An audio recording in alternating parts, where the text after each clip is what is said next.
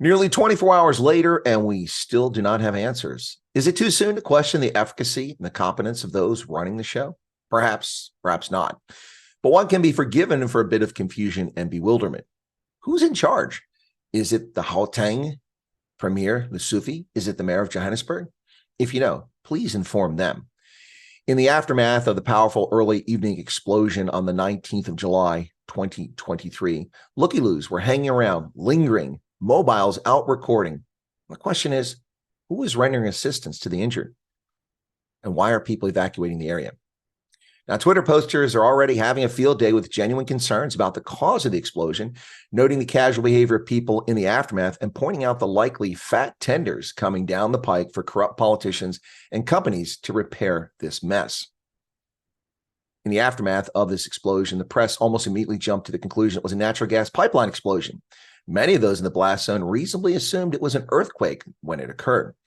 Then the finger of blame turned towards the Zama-Zamas. These are the illegal miners. Are they mining under the streets?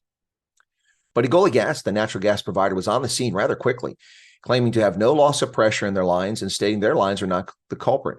While that makes sense from an engineering perspective, one may be curious how, if this is true, their lines, which they say ran down the middle of the street, how could they not be affected by the explosion? You'd think you'd lose pressure after the explosion. Perhaps Egoli Gas is not responsible, but surely they've had infrastructure damage. This explosion was unbelievable, catastrophic. Water and sewer officials also noted their lines were not responsible. Some public officials rushed to rule out sabotage or terrorism, saying it wasn't crime-related. While no one has stepped forward to claim credit for this mess, one has to actually investigate the possibility before ruling it out. Though based on events, it would seem to be unlikely to be an act of sabotage or terror-related. So what about the possibility of a methane explosion from a natural gas buildup under the surface? Now, this has not been mentioned thus far in the media. A methane explosion seems a more likely culprit. The straight line pattern of the blast could possibly result of an existing cavity under Bree Street running parallel with the coal tar surface. Now, what is clear after this explosion is Johannesburg grew up on the margins and directly on top of a massive dig for gold beginning back in the 19th century. What lies beneath is unknown to most folks and might scare the bejesus out of them if they actually saw the substrata holding up the city of gold. But a day later, we do not have answers. Thus far, there's just one fatality linked to the Johannesburg Central Business District explosion.